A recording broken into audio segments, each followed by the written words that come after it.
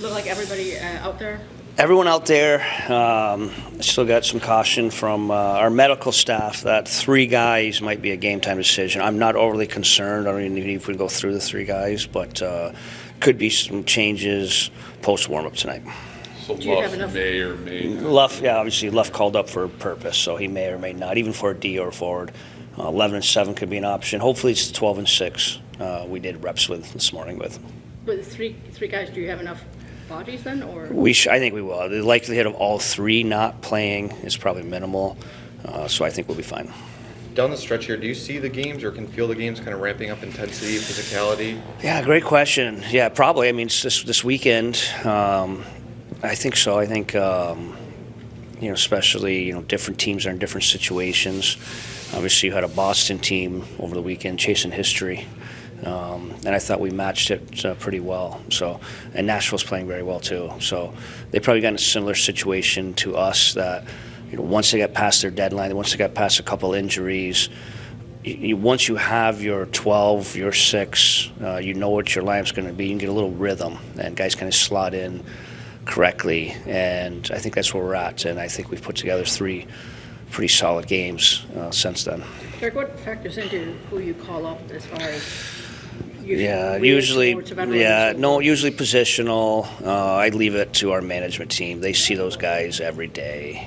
So these are all emergency type call-ups. So I think using one of the 4 allotted call-ups post-deadline, I think a little more thought would go into that. But, yeah, these are usually positional, or I just leave it up to the management team. So Soderblom, does he come up in conversation? Yeah, I don't know. Well, he's out. He was out. He hasn't played down there, so he's not good to go. So that, obviously, if he's healthy, I'm sure he'd be in the conversations. What sparked the power play here in these days? I think simplifying it. I'd give credit to Chase on just an experienced net front presence. Not only has he been around the net to score a couple goals, obviously he took the goalie's eyes in Lark's goal, but just he's kept some power play alive with some releases and even through DP there. So winning faceoffs, entries have been improved. I mean, just all the things that go into a solid power play. It's been a big boost. I think our recent success of late is a direct correlation to our special teams. Last weekend, a lot of guys, you yourself too, talking about it being a character weekend against Boston. What did most impress you about just the character of the team throughout the season? Our fight back.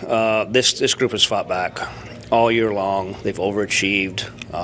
I'm not a betting man, but if you would have bet us all year long, we'd have Vegas on their ears, being a little sarcastic. But I think that's a credit to our group. We go win almost every single game, a huge underdog. And obviously, we found ourselves to over 500. So I think it's a resilient group, and it still will be tested through the end of the games here. Where did you anticipate the team being this late in the season, I guess?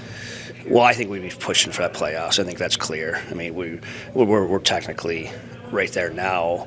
If we would have kept our full group through trades or injuries, so of course we'd be fighting for it. But with that said, we 100% did the right thing. This is a reality of the growth of our organization.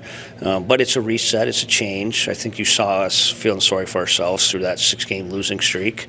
But we gotten over that in a good way, and our group has competed pretty well of late.